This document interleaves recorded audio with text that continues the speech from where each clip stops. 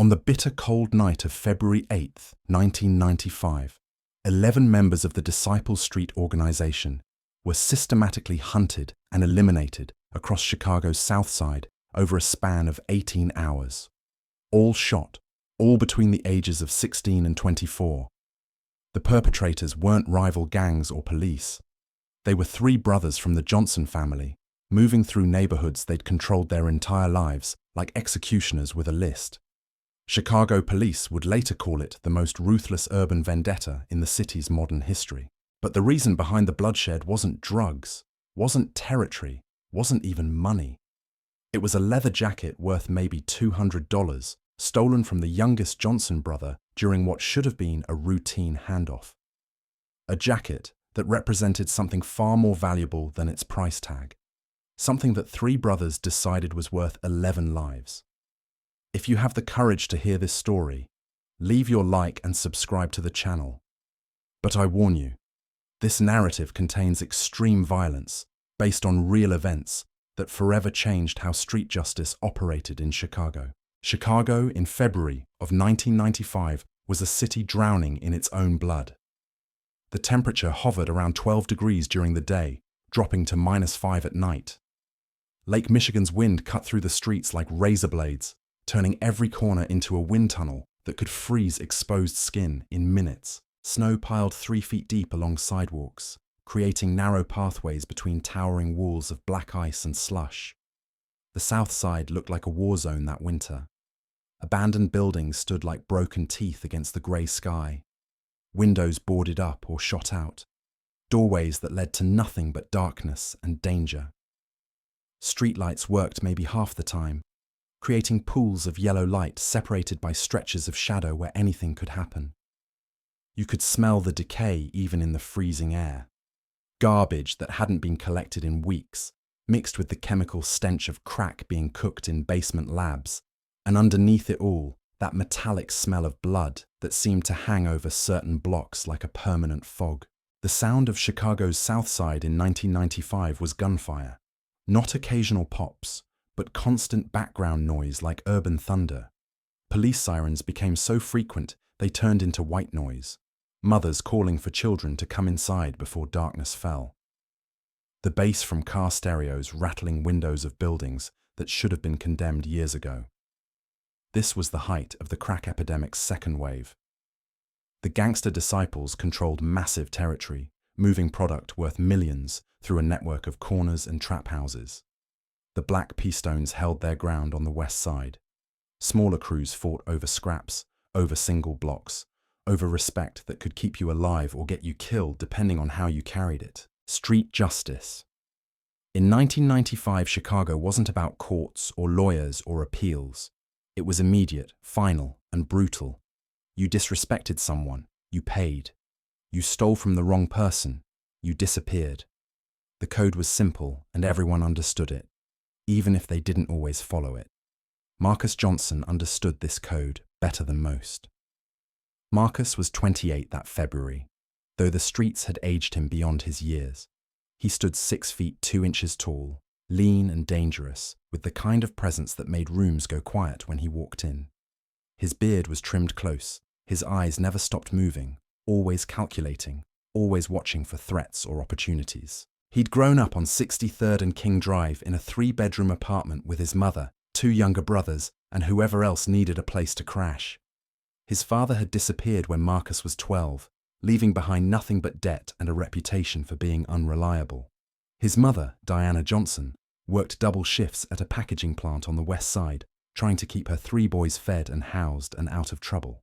But trouble found the Johnson brothers anyway, the way it found every young black man on the South Side who was smart enough to see that minimum wage jobs wouldn't pay the rent and bold enough to do something about it. Marcus started dealing when he was 15, small time at first, just enough to help his mother with bills and keep his younger brothers in decent clothes. By 1995, Marcus controlled a 6-block territory centered around 63rd Street. He wasn't gangster disciples level, wasn't moving weight like the big organizations, but he had maybe 20 guys working for him, moving product, collecting money, enforcing boundaries. He drove a 1993 Cadillac DeVille, black with tinted windows, kept it spotless. Had a woman named Keisha who lived in Hyde Park, and 2 daughters who called him Daddy even though he'd never married their mothers. Marcus valued control above everything else. Control meant survival in a world where weakness got you killed or robbed or both. Control meant being able to protect his family, his territory, his reputation. Control meant that when someone crossed him, they understood there would be consequences. His younger brother Jerome was 25, built like a linebacker from his high school football days. Jerome had gotten a scholarship to Southern Illinois, played 2 years before academic problems sent him back to the streets. He was Marcus's enforcer, the one who handled problems that couldn't be solved with words. Jerome was quieter than Marcus, but when he spoke, people listened. When he didn't speak, people worried. The youngest brother was Damon, 22 years old, trying to balance college at University of Illinois Chicago with helping Marcus run their operation. Damon was the smart one, the one who kept books, who planned logistics, who their mother still hoped might escape the streets entirely. He wore designer clothes, drove a Honda Accord that didn't attract police attention, and carried himself like someone who belonged in boardrooms instead of trap houses. The Johnson brothers weren't monsters. They had people who depended on them. Marcus paid for his mother's medical bills when her diabetes flared up. Jerome sent money to his ex-girlfriend for their son who lived in Milwaukee. Damon tutored kids in the neighborhood, helped them with homework, tried to show them there were other options besides the corner. But in the ecosystem of 1995 Chicago, the Johnson brothers were predators among other predators, surviving the only way the broken economy had left available to young black men with intelligence and ambition, but no legitimate opportunities. Among the crews that operated in their territory were several young men who would become central to what happened next. Kevin Thomas, 19, who ran numbers for a gambling operation on 64th Street. Michael Porter, 21, who dealt marijuana and pills out of his grandmother's basement. Antonio Davis, 18, who was trying to save money to move his girlfriend and baby daughter out of the projects. These weren't hardened criminals. Most of them were like Damon, young men caught between the streets and something better, trying to make enough money to escape while avoiding the violence that claimed someone they knew every week. The crack trade hadn't created broken communities on the South Side. It had filled the vacuum that economic collapse and institutional racism had created. For years, the Johnson brothers and the smaller crews in their territory had coexisted without major conflict. They all understood the rules, the boundaries, the unspoken agreements that kept business flowing and bodies from dropping. Marcus got his percentage, the smaller crews got their corners, everyone made money, everyone went home to their families. That delicate balance shattered on February 7th, 1995, a Tuesday evening when the temperature had dropped to 8 degrees and the wind was howling off Lake Michigan like something alive and angry. Marcus had sent Damon to collect money from Kevin Thomas, a routine pickup that happened every Tuesday without fail for 6 months. Kevin ran a dice game in the back room of a barbershop on 64th, paid Marcus $500 a week for protection and the right to operate in his territory. Damon arrived at the barbershop at 7:30, wearing his prized possession, a black leather jacket he'd bought with his first big score 3 years earlier. Custom made, his initials embroidered on the inside pocket, worth more to him than the $200 he'd paid for it. That jacket represented everything Damon was trying to become: sophisticated, successful, someone who commanded respect through presence instead of fear. Kevin Thomas was waiting with the money, same as always. But this time he wasn't alone. 3 members of the Disciples were with him, young men Damon recognized but didn't know personally. They'd been drinking, celebrating something, voices loud and laughter echoing through the small shop. The handoff should have taken 2 minutes. Damon walks in, Kevin hands him an envelope, Damon counts the money, everyone says their polite goodbyes. Simple business transaction between professionals who understood their roles. Instead, one of the Disciples, a kid named Lamont Wilson who was 17 and trying to prove himself to his older crew members, decided Damon's jacket looked better on him than it did on its owner. What happened next would be described by 4 witnesses, including the barber, who kept cutting hair like nothing was happening, because that was how you survived on the South Side in 1995. You saw nothing, heard nothing, remembered nothing that could get you killed.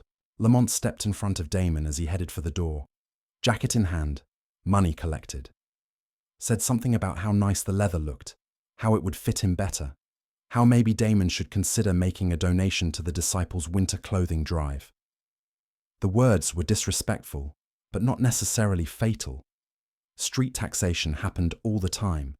Bigger crews demanding tribute from smaller ones, established players flexing on newcomers. Usually it got resolved with conversation, with negotiation, with face-saving compromises that let everyone walk away intact. But Lamont was drunk and showing off, and Damon was Marcus Johnson's baby brother, which meant he couldn't show weakness without undermining his family's entire operation. So when Lamont reached for the jacket, Damon pulled back. When Lamont grabbed harder, Damon pushed him away. That's when everything went wrong. The fight lasted maybe 90 seconds. 4 young men against 1, all of them drunk or high or both. All of them operating on the kind of adrenaline that makes people do things they'll regret for the rest of their lives, however long those lives might be. They beat Damon Johnson to the ground in that barbershop while Kevin Thomas and the barber pretended not to see, while other customers found urgent reasons to leave, while the city of Chicago went about its business completely unaware that 11 people were about to die over a leather jacket. A leather jacket. When they were finished, Damon lay motionless on the linoleum floor of Big Jim's barbershop, blood pooling beneath his head from where they'd kicked him after he went down. His black leather jacket was gone, stripped from his unconscious body by Lamont Wilson, who wore it like a trophy, while his crew laughed and congratulated him on his new acquisition. The barber, James Washington, 63 years old, had seen enough violence in his 40 years of cutting hair on the South Side to know when to look away and when to act. He waited until the disciples left, then locked his door and called an ambulance from the phone behind his counter. Not because he wanted to get involved, but because leaving a man bleeding on his floor would bring heat he couldn't afford. Damon Johnson regained consciousness at University of Chicago Medical Center 3 hours later with a concussion, 2 cracked ribs, a broken nose, and no memory of the last 10 minutes before the beating. But he remembered the jacket.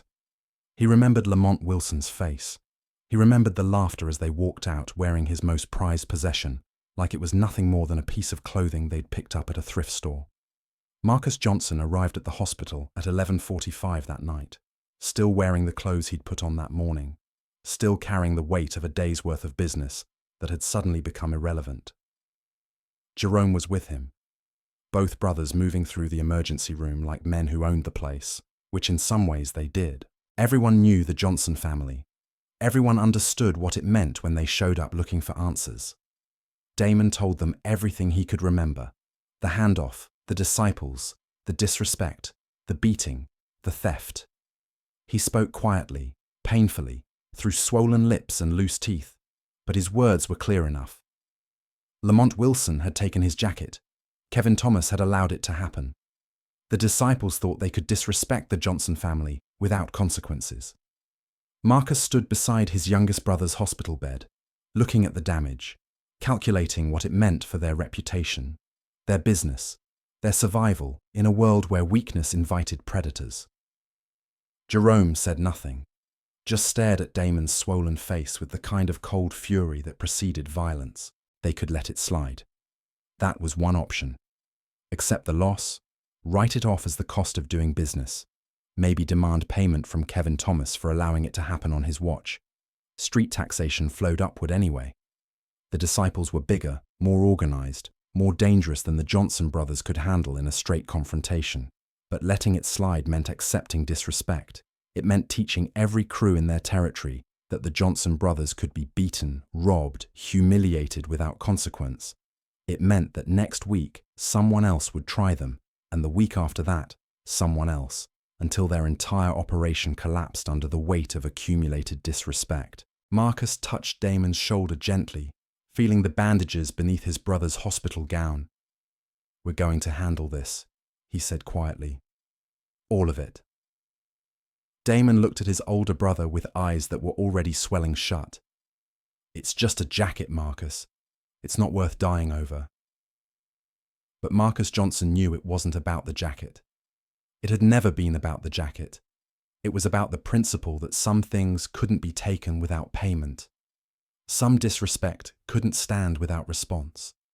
Some lines couldn't be crossed without consequences that would echo through the streets for years to come. At 12:30 in the morning on February 8th, Marcus and Jerome Johnson left the hospital and drove through the empty streets of the South Side, past buildings that stood like monuments to economic collapse, past corners where their soldiers still worked despite the cold, past the barbershop where their baby brother had been beaten and robbed by men who thought the Johnson family name didn't mean anything.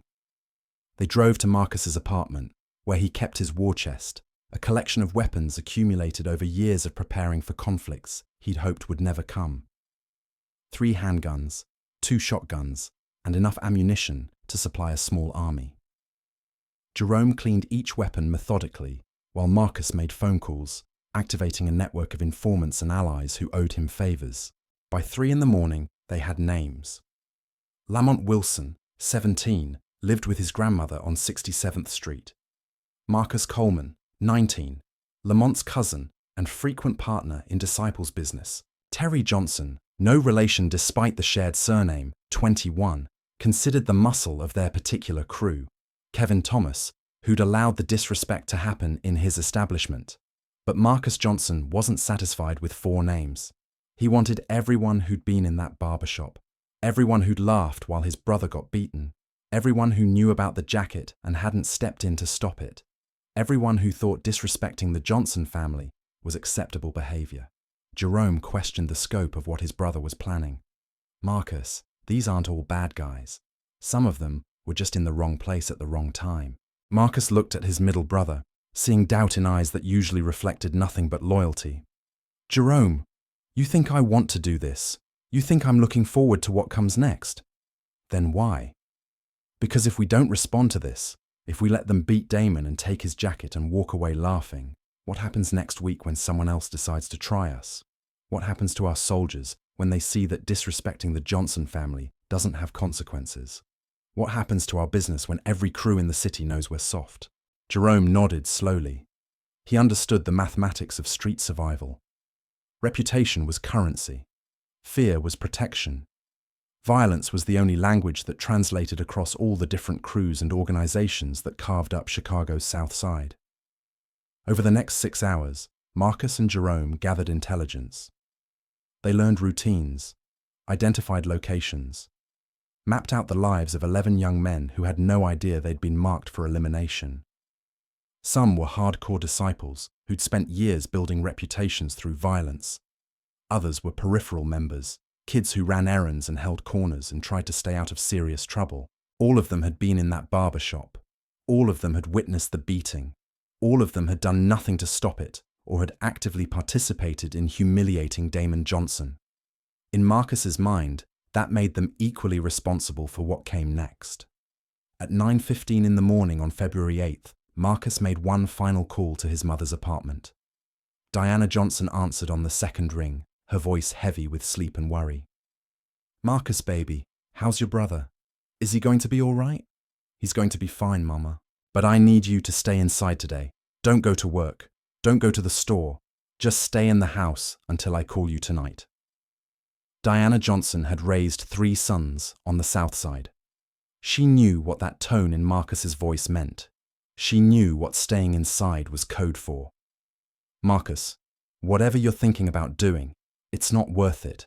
That boy is alive. He's hurt, but he's alive. Don't make me bury one of my children over a piece of clothing." "Mama, it's not about the jacket. It's about respect. It's about making sure nobody else thinks they can touch our family." "Respect don't keep you warm at night, baby. Respect don't visit you in prison.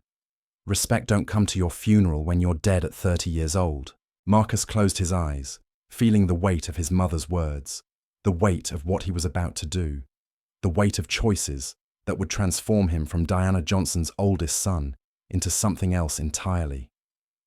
"I love you, Mama. I'll call you tonight." He hung up before she could argue further, before her voice could plant seeds of doubt that might grow into hesitation at the wrong moment.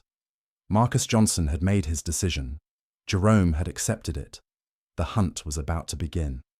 At 10:30 in the morning, while most of Chicago was starting another ordinary Thursday, while people complained about the cold and worried about bills and made plans for the weekend, Marcus and Jerome Johnson loaded their weapons into the trunk of the black Cadillac and drove towards 67th Street, where Lamont Wilson lived with his grandmother in a house that had sheltered 3 generations of a family that was about to lose its youngest member. The temperature was 11 degrees. The sky was the color of dirty concrete. Lake Michigan's wind howled between buildings like something hungry and alive. And somewhere in the distance, church bells were ringing, calling people to midday prayer services where they would ask God for protection from the kind of evil that was already walking among them, hunting with methodical precision. Dical precision. The first target wasn't Lamont Wilson. Marcus had decided that Lamont would be last, would understand in those final moments exactly what he'd brought down on everyone who'd been in that barber shop. Let him hear about the others first. Let him realize that stealing a leather jacket had cost him everything he'd ever known. 11:27 in the morning, Thursday, February 8th, 1995. Temperature had climbed to 15 degrees, but the wind chill made it feel like 5 below. The south side sat under a grey sky that promised more snow, more cold, more of the grinding winter that seemed to last forever in Chicago. Ice covered everything, turning sidewalks into obstacle courses and making every step treacherous. Marcus drove the Cadillac slowly through streets he'd known his entire life, past buildings where he'd learned to fight, past corners where he'd made his first sales, past the church where his mother still prayed for his soul every Sunday morning. Jerome sat in the passenger seat, checking his weapon for the 4th time since they'd left the apartment. They found Terry Johnson at a McDonald's on 65th Street, sitting alone in a corner booth, eating breakfast and reading the sports section of the Chicago Tribune. 21 years old, 6 feet tall, built like someone who'd spent serious time in the gym. Terry was considered muscle for the Disciples crew that had beaten Damon, the kind of young man who handled problems that couldn't be solved with conversation. Marcus parked across the street, engine running, watching Terry through the restaurant's windows. Steam rose from coffee cups at other tables where people sat oblivious to what was about to happen. A mother fed her toddler. Businessmen discussed deals. Elderly couples shared newspapers and complained about the weather. Terry finished his coffee, folded the paper, stood to leave. Marcus and Jerome got out of the Cadillac and followed him into the parking lot behind the McDonald's, where dumpsters created blind spots and the wind muffled sound. Terry was walking toward a brown Buick LeSabre when Marcus called his name. Terry turned, recognized Marcus Johnson, understood immediately what was happening. His hand moved toward his waistband, toward the gun he carried for protection in a city that demanded protection. But Jerome was already there, already close enough to grab Terry's wrist, already strong enough to prevent him from drawing. "You were there Tuesday night," Marcus said. His voice was calm, conversational, like he was asking about the weather. "Big Jim's barbershop. You laughed when they beat my brother." Terry looked from Marcus to Jerome, calculating distances, exits, chances of survival. Found them all inadequate. "Man, I wasn't even part of that. I was just there picking up Kevin. I didn't touch your brother." "But you watched. 30 people could have stopped it. Nobody did. That's not how it works, and you know it. You don't jump into other people's business unless you want to make it your business." Marcus nodded slowly. "You're right. That's exactly how it works. So this is me making it my business." The shot echoed off the brick walls of buildings that surrounded the parking lot. Terry Johnson fell between 2 parked cars, blood spreading across ice and snow and trash that hadn't been collected in weeks. Marcus and Jerome walked back to the Cadillac as sirens began wailing somewhere in the distance. Probably not for them, but for someone else's tragedy on a Thursday morning in Chicago. By noon, they'd found Marcus Coleman at his job at an auto parts store on Stony Island Avenue. Marcus Coleman was 19, Lamont Wilson's cousin, had been in the barbershop Tuesday night but claimed he'd tried to stop the beating. Several witnesses later said he'd held Damon's arms while others kicked him. Jerome handled this one alone while Marcus watched from the car. Jerome walked into the store like a customer, browsed the aisles until Marcus Coleman approached to help him find brake pads for a 1989 Chevrolet that didn't exist. They talked about cars, about the weather, about how business was slow in the winter when people drove less and needed fewer repairs. Jerome followed Marcus Coleman to the back storage room where inventory was kept, where the sound of Lake Street traffic couldn't penetrate, where a conversation about brake pads turned into something else entirely. When Jerome emerged 5 minutes later, he was carrying a box of brake pads he'd paid for with cash, acting like any customer completing a routine transaction. Marcus Coleman's body wasn't discovered until 6:30 that evening, when the store manager went to lock up and found the storage room door standing open. By then, the Johnson brothers had eliminated 3 more names from their list. Kevin Thomas was working at the barber shop when they arrived at 2:15 in the afternoon.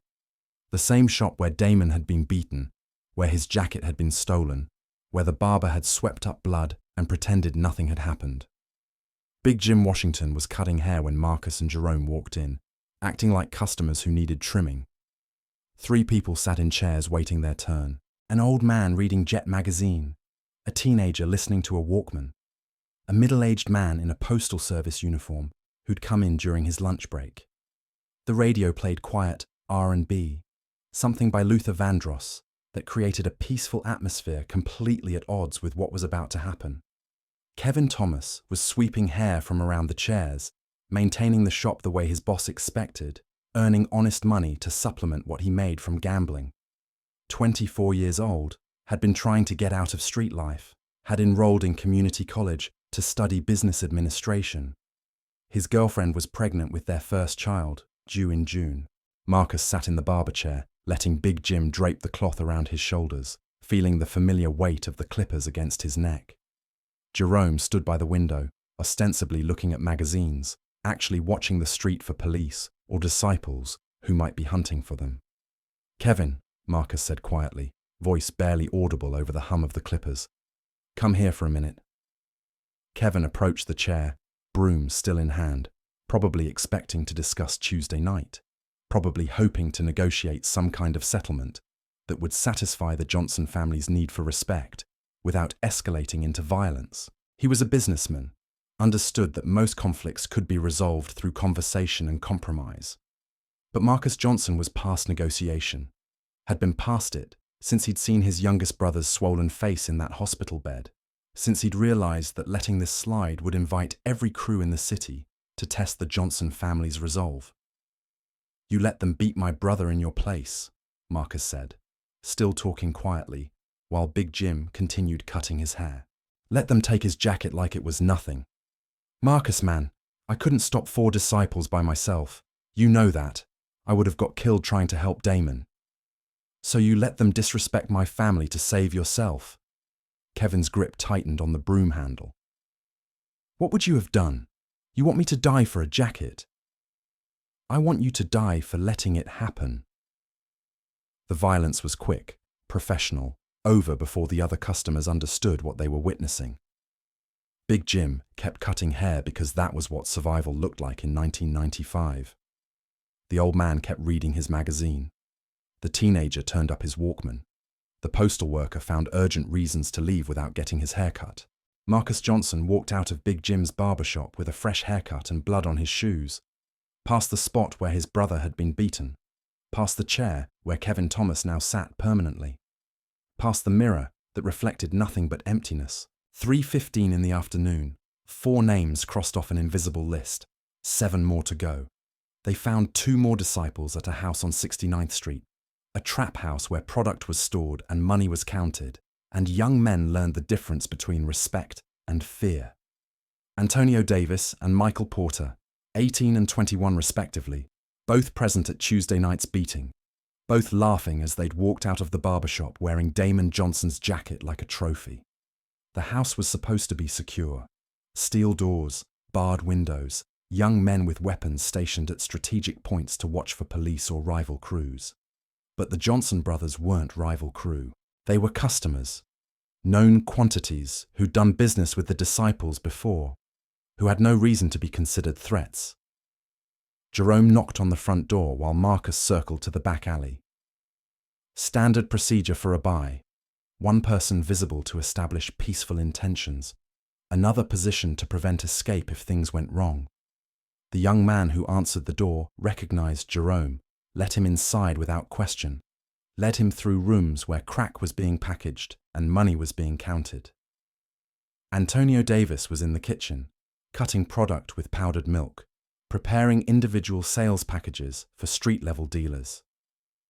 He looked up when Jerome entered, smiled, asked what he needed, how much, whether he wanted the usual quality or something stronger. The conversation lasted 3 minutes, Jerome explaining that Marcus was outside, that they needed to conduct business privately, that certain arrangements required discretion.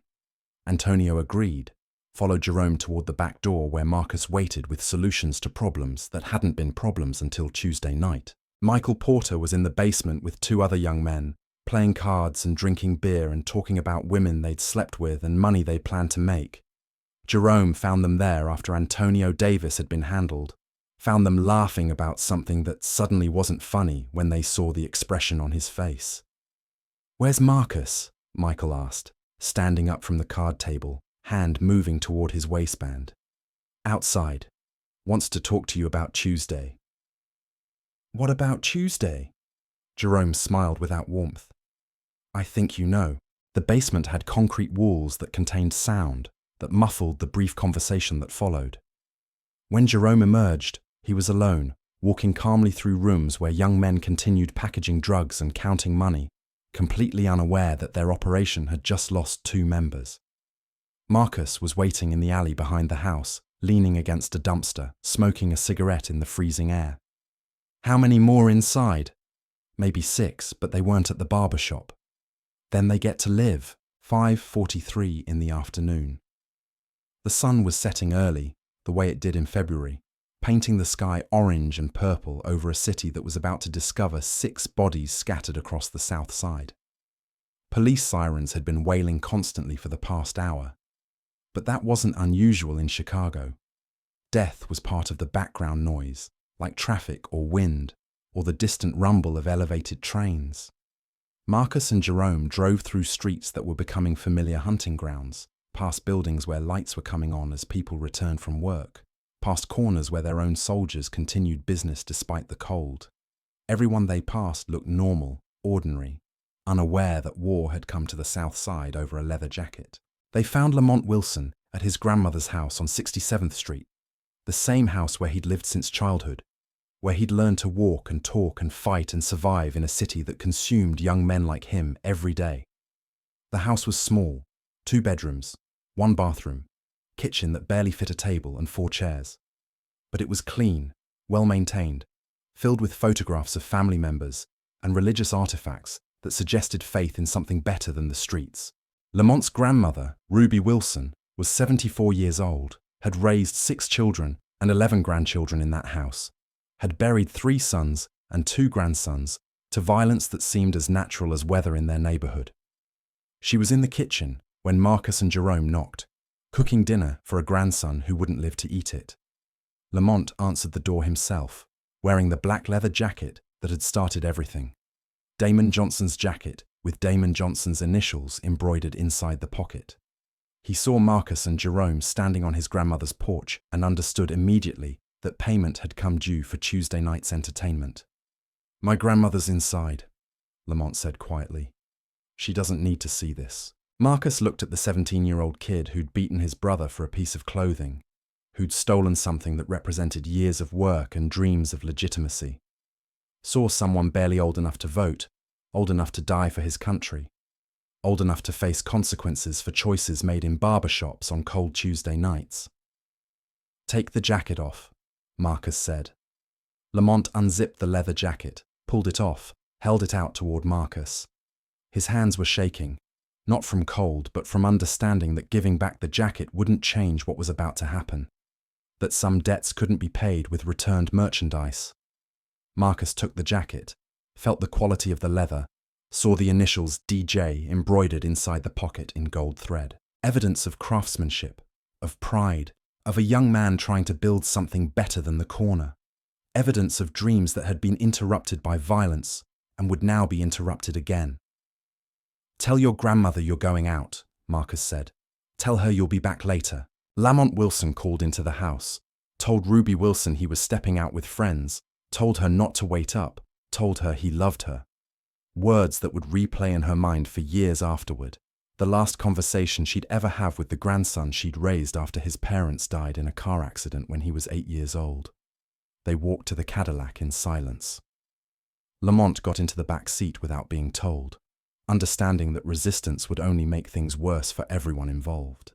Marcus drove slowly through the gathering darkness, past the hospital where Damon was recovering, past the barber shop where blood had been mopped from the floor, past all the places where this story had unfolded over the past 2 days. They stopped in an empty lot near the lake, where wind off the water cut through clothing like knives, where the sound of waves against ice-covered rocks created a rhythm like breathing.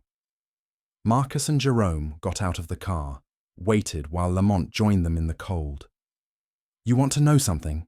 Marcus said, voice barely audible over the wind. "I didn't want to do any of this. Didn't want to spend my day hunting down kids who made one stupid mistake." Lamont looked at the 2 men who were about to end his life, 17 years old, and trying to understand how stealing a jacket had led to this moment, this place, this conversation, in the freezing darkness beside Lake Michigan. "Then why?" Lamont's voice cracked. "Why kill 6 people over a jacket?" Marcus held up the leather jacket, felt its weight in his hands. "It was never about the jacket, young brother. It was about respect. About what happens when people think they can take what's ours without consequences. I would have given it back. You could have just asked. Could I? Could I have walked up to you and said, 'Excuse me, could you please return my brother's jacket?' And you would have handed it over and apologized, and everyone would have gone home happy." Lamont thought about Tuesday night, about the laughter, about the way he'd felt wearing expensive leather that didn't belong to him, about the respect he'd gained from his crew for standing up to someone from the Johnson family. Thought about how returning the jacket would have looked like weakness, like backing down from established authority. "No," he said quietly. "I probably wouldn't have given it back." Marcus nodded. "That's the problem. That's why 6 people are dead, and you're about to be the 7th. The shot echoed across the empty lot, across the frozen lake, across a city that had heard too many shots to count them all. Lamont Wilson fell onto ice and snow and garbage, 17 years old, wearing clothes that would never keep him warm again. Marcus and Jerome stood in the wind for a moment, looking at the body, feeling the weight of what they'd done settling over them like a physical thing. 7 dead in 1 day. 7 families destroyed. 7 names crossed off a list that had started with 1 stolen jacket, but they weren't finished. The list had 11 names, and Marcus Johnson was a man who finished what he started, who paid debts in full, who understood that half measures invited future problems. Jerome looked at his brother. "Marcus, maybe that's enough. We made our point. Nobody's going to mess with us after today." Marcus looked at the leather jacket in his hands, then at the body of the kid who'd stolen it. "No, we finished this. All of them. Every name on that list." They drove back toward the south side, through streets that were beginning to buzz with news of the day's violence. Police had cordoned off the McDonald's parking lot. Ambulances were arriving at the auto parts store. The barbershop was closed, yellow tape across the door like a ribbon on a package nobody wanted to open. By 8 o'clock that night, while Marcus and Jerome Johnson sat in the Cadillac planning their next move, Chicago police had connected the dots. 7 bodies, all connected to Tuesday night's incident at Big Jim's barbershop, all eliminated with professional efficiency by someone who understood the streets well enough to move through them without being seen. Detective Raymond Murphy, 46 years old, 22 years with Chicago Police Department, stood in the empty lot where Lamont Wilson's body was being photographed and measured and processed for evidence that probably wouldn't lead anywhere. He'd worked homicide on the South Side for 8 years, had seen gang wars and drug disputes and domestic violence that turned families into crime scenes. But something about this felt different. This wasn't random violence or territory disputes or business gone wrong. This was systematic, methodical, personal. Someone had made a list and was working through it with the kind of discipline that came from military training or years of street experience. What do we know about the victims? Murphy asked his partner, Detective Lisa Chen, 38 years old, transferred from Chinatown, where violence was quieter but just as deadly. Chen read from her notebook. All connected to an incident Tuesday night at a barbershop on 64th Street. Damon Johnson, 22, was beaten and robbed by multiple attackers. His older brother Marcus runs a crew in the area. Murphy nodded slowly. So this is payback. Looks like it. 7 down, maybe more to come. Murphy looked at the frozen lake, at the city lights reflecting off ice and snow, at the darkness that hid so many secrets Chicago would never solve. How many more you think he's going after? However many were in that barber shop Tuesday night. Jesus, how many was that? Chen flipped through witness statements, police reports, hospital records. According to the barber, maybe 10 or 11 people total. Murphy felt that familiar chill that had nothing to do with February wind off Lake Michigan. 7 bodies in one day was already the worst single-day violence the South Side had seen in months. If Marcus Johnson was planning to eliminate everyone who'd been present for his brother's beating, the night was far from over. Get me everything we have on the Johnson family, Murphy said. Addresses, associates, vehicles, everything, and put out a bolo on Marcus and Jerome Johnson. Consider them armed and extremely dangerous. But Marcus and Jerome Johnson weren't running. They were hunting, moving through the South Side like predators who knew every street, every alley, every place where their remaining targets might hide. 4 names left on the list. 4 young men who had no idea that death was looking for them with methodical precision. The temperature had dropped to 8 degrees. Ice covered everything, making the city look like something from another planet, beautiful and deadly, an alien. Lake Michigan's wind howled between buildings, carrying the scent of snow and violence, and the particular emptiness that comes after irreversible choices have been made.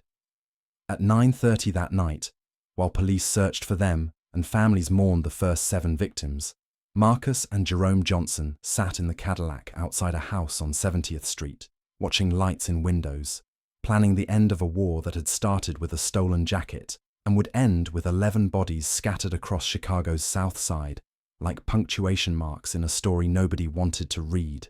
But the story wasn't finished. 4 chapters remained, 4 names on a list that Marcus Johnson intended to complete before sunrise, 4 more families about to learn that some debts could only be paid in blood. Only be paid in blood. The hunt continued into the night hours when Chicago's South Side transformed into something even more dangerous than daylight hours allowed. Streetlights flickered against the darkness, creating pools of yellow that separated stretches of shadow where anything could happen. The temperature had fallen to 6 degrees, cold enough to freeze spit before it hit the ground, cold enough to make gunmetal burn skin through gloves. Marcus Johnson drove the black Cadillac through streets that had become a battlefield, past corners where his own soldiers still worked, despite knowing their boss was hunting men across the neighborhood. Word traveled fast on the South Side. 7 bodies in 12 hours meant someone was making a statement that would echo through every crew, every corner, every trap house from 63rd to 75th Street. Jerome sat in the passenger seat, cleaning his weapon for the 6th time since morning. Muscle memory from military training that had never left him. The car's heater fought against the cold seeping through windows and doors, creating a pocket of warmth that felt artificial, temporary, like everything else about this day that had started with revenge and turned into something larger.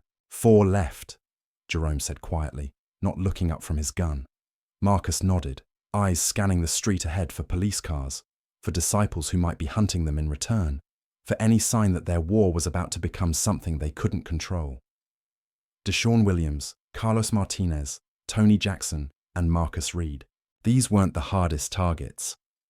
Williams was 19, worked part-time at a grocery store, dealt marijuana on weekends to supplement his income. Martinez was 20, had a baby daughter he was trying to support, had been in the barber shop Tuesday night picking up Kevin Thomas for a ride home. Jackson was 24, the oldest of the remaining names, had been trying to get out of street life entirely, had a job interview scheduled for Friday morning at a warehouse in Cicero. Reed was different. Marcus Reed was 22, shared a first name with the man hunting him, was considered one of the more dangerous members of the Disciples crew, had done time in juvenile detention for armed robbery, carried a reputation for violence that made even other gang members careful around him. He wouldn't go quietly like the others. He'd fight, and fighting meant complications Marcus Johnson preferred to avoid. But avoiding complications wasn't an option when your baby brother got beaten for a leather jacket in front of 30 witnesses who did nothing to stop it. Complications were what happened when you let disrespect slide, when you showed weakness in a world where weakness got you killed or robbed or both. At 10:15 that night, they found Deshaun Williams at his girlfriend's apartment on 69th and Cottage Grove. The building was one of those 3-story brick structures that had housed working families in the 1960s before economic collapse turned them into repositories for people with nowhere else to go. Paint peeling from window frames, front door hanging crooked on damaged hinges, mailboxes that had been broken into so many times nobody bothered repairing them anymore. Williams was on the second floor, apartment 2B, watching television with Keisha Roberts and her 2 children from a previous relationship. 8 and 10 years old, kids who called him daddy, even though he'd never legally adopted them, kids who would remember this night for the rest of their lives, regardless of how it ended. Marcus knocked on the door while Jerome positioned himself at the stairwell, covering the only exit, making sure Williams couldn't run even if he wanted to. The knock was soft, polite, the kind of knock neighbors made when they needed to borrow something or ask a favor. Keisha answered, 19 years old, working double shifts at a fast food restaurant to keep her family housed and fed, trying to build something stable with a man who supplemented grocery store wages with drug money, because legitimate work didn't pay enough to survive on the South Side in 1995. "Is Deshaun here?" Marcus asked politely, voice gentle, non-threatening, the tone he used when conducting legitimate business with people who deserved courtesy. Keisha recognized Marcus Johnson, knew him by reputation if not personally, understood immediately that this wasn't a social call. Her face went pale in the harsh light of the hallway. "He didn't do nothing to you, Mr. Johnson. He's a good man, trying to do right. I know he is. But he was somewhere Tuesday night he shouldn't have been." From inside the apartment came the sound of children laughing at something on television, innocent sound that made Marcus feel the weight of what he was about to do. Kids who would go to bed tonight with a father figure and wake up tomorrow with questions nobody wanted to answer. Deshaun appeared behind Keisha, understanding what was happening, calculating options that didn't exist. He was tall, thin, had kind eyes and careful hands, looked more like a college student than a street dealer. "Mr. Johnson, I wasn't part of what happened to your brother. I was just there picking up Kevin. But you were there. You watched it happen. I couldn't stop 4 disciples by myself. You know that. I would have gotten killed trying to help Damon." Marcus looked past Deshaun into the apartment, saw children's toys scattered on the floor, homework on the kitchen table, evidence of a life being built despite circumstances that made building difficult. "Step outside. We'll talk in the hallway." Keisha grabbed Deshaun's arm. "Don't go, please, don't leave us." Deshaun kissed her forehead, touched each child's head gently, told them to finish their homework and go to bed at a reasonable time. Words of a man trying to maintain normalcy in a situation that had moved far beyond normal. He stepped into the hallway, closing the door behind him, accepting what was coming, because fighting it would only make things worse for the people he loved. The conversation lasted 2 minutes. Marcus explaining that presence at the barbershop constituted participation, that watching violence without intervening made you complicit, that some debts could only be paid one way. Deshaun listening quietly, not arguing, understanding the mathematics of street justice, even if he disagreed with the equation. "You got kids depending on you," Marcus said. "I respect that, but my brother depended on people not laughing while he got beaten for his jacket." "I didn't laugh. You didn't stop it either." The shot was muffled by the building's walls, absorbed by decades of accumulated sound, gunfire that had become so common in that neighborhood that residents had stopped calling police unless bodies remained in public view long enough to create health hazards. Marcus and Jerome walked down the stairwell past apartments where families tried to sleep despite thin walls and thinner hopes, past doors behind which people pretended not to hear anything that might require them to become witnesses in a judicial system that offered little protection and less justice. In apartment 2B, Keisha Roberts sat on the floor holding her children, explaining that the sound they'd heard was firecrackers, that Daddy had gone to the store and would be back later. Lies that children wanted to believe because the truth was too heavy for 8 and 10-year-old minds to carry. 11:37 at night. 8 names crossed off the list, 3 remaining. Carlos Martinez was harder to find. 20 years old, lived with his mother and baby daughter in a house on 71st Street that had belonged to his grandmother until diabetes complications took her the previous summer. The house was dark when Marcus and Jerome arrived. No cars in the driveway, no lights in any windows. They waited 45 minutes, engine running to keep warm, radio playing quiet R&B that seemed inappropriate given what they'd spent the day doing. Luther Vandross singing about love and loss while 2 brothers sat in a car planning murder. The disconnect between art and reality felt like something from another universe. Martinez arrived home at 12:25 in the morning, driving a 1987 Honda Civic that barely ran, carrying a bag of groceries and a gallon of milk, coming home from a late shift at a factory in Cicero, where he assembled parts for appliances most people in his neighborhood couldn't afford. He saw the Cadillac parked across from his house, recognized it, understood what it meant. Set the groceries on the hood of his car and walked toward Marcus and Jerome with the resigned acceptance of someone who'd known this moment was coming since Tuesday night. "My daughter's inside," Martinez said. 18 months old. She doesn't understand what's happening.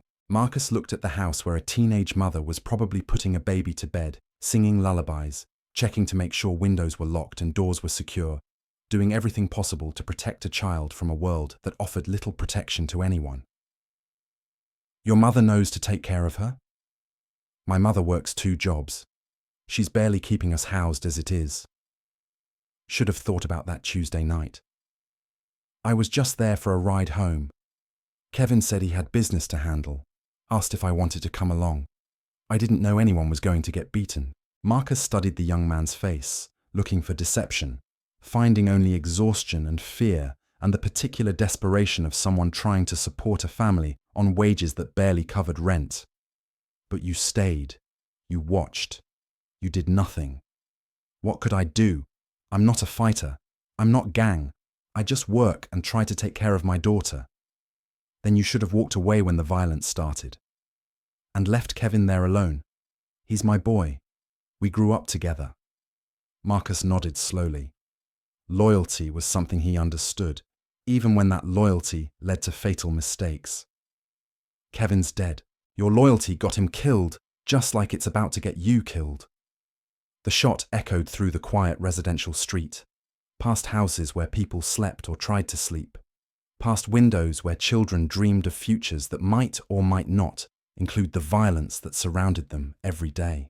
Carlos Martinez fell beside his Honda Civic, groceries scattered across ice and snow, milk cartons split open, white liquid mixing with red blood in patterns that would freeze before morning. Marcus and Jerome drove away from 71st Street, past the house where a baby would wake up tomorrow asking for a father who would never come home, past the bedroom where a grandmother would have to explain to a teenage mother that the man she loved was gone, past all the small tragedies that accumulated when violence became the primary method of conflict resolution in communities abandoned by everything except predators. 1:15 in the morning. 9 dead. 2 names remaining on a list that had started with 1 stolen leather jacket. Tony Jackson wasn't at his apartment on 68th Street, wasn't at his job at the warehouse in Cicero, where he was scheduled to interview for a promotion Friday morning. Wasn't at any of the usual places where young men from his neighborhood spent late-night hours when they couldn't sleep. Marcus and Jerome spent 2 hours searching, checking trap houses and after-hours clubs, asking questions of people who owed them favors or feared them enough to provide honest answers. Jackson had disappeared, gone underground, probably heard about the day's violence, and decided survival meant being somewhere else entirely. Maybe he left the city, Jerome suggested, as they sat in the Cadillac outside Jackson's apartment building at 3:30 in the morning. Maybe he's smart enough to know staying here means dying. Marcus considered this. Running made sense. Jackson was 24, old enough to understand that the Johnson brothers meant business, old enough to have seen enough street justice to know how these stories ended, smart enough to choose exile over execution. Doesn't matter, Marcus said finally. He runs now. He comes back eventually. People always come back. Family, friends, mothers, girlfriends. Something always brings them home. So we wait? We finish the list.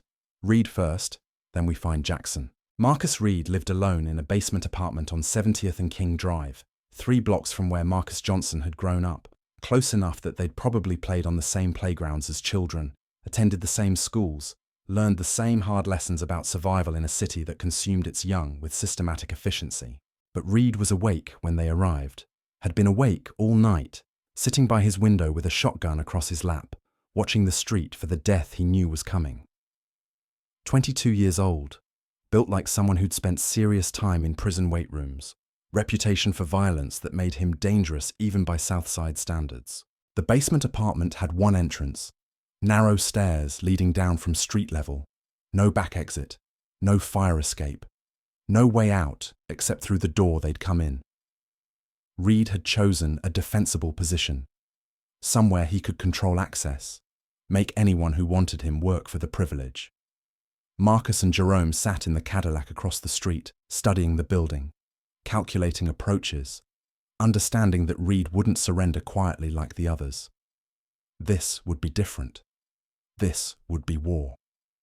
He's waiting for us, Jerome said, stating the obvious. Good. I'm tired of hunting. Let's finish this face to face.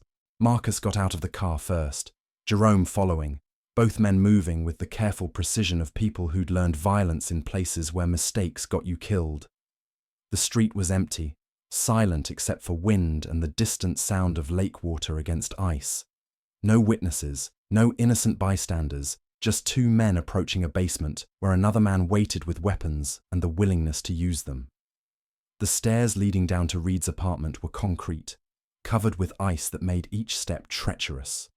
Marcus descended slowly, Jerome covering him from street level, both brothers understanding that Reed could end this confrontation with one well-placed shot through his door. Marcus knocked, 3 times, hard enough to be heard, soft enough to avoid seeming aggressive.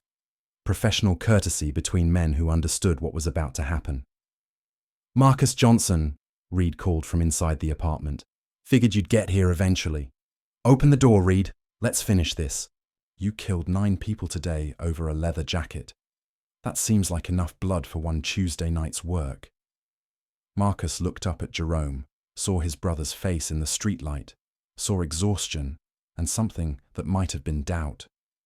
9 dead was enough for most people. 9 dead was a massacre by anyone's standards, except those of men who'd decided that respect was worth any price. Should have thought about that before you helped beat my brother, Marcus called back. I held his arms, that's all. Didn't hit him, didn't take his jacket, didn't laugh at him. Just held his arms while Lamont did his business. That's enough. Through the door came the sound of furniture being moved, of someone building barricades, preparing for a siege. Reed wasn't going to make this easy.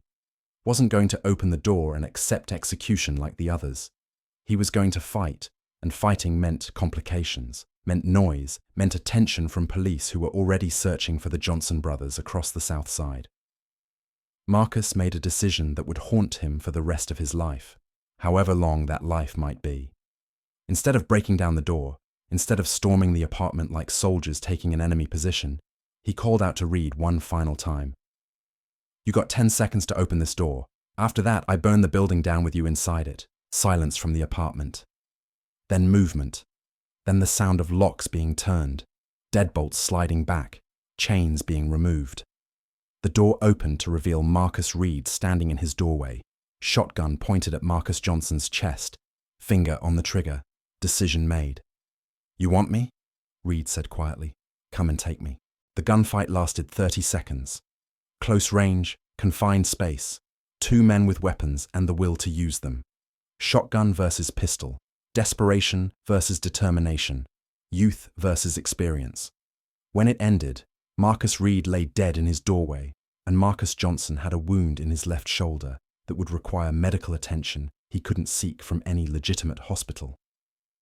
Jerome helped his brother up the concrete stairs, both men moving slower now, fatigue and adrenaline, and the weight of 10 deaths making every step feel like climbing mountains.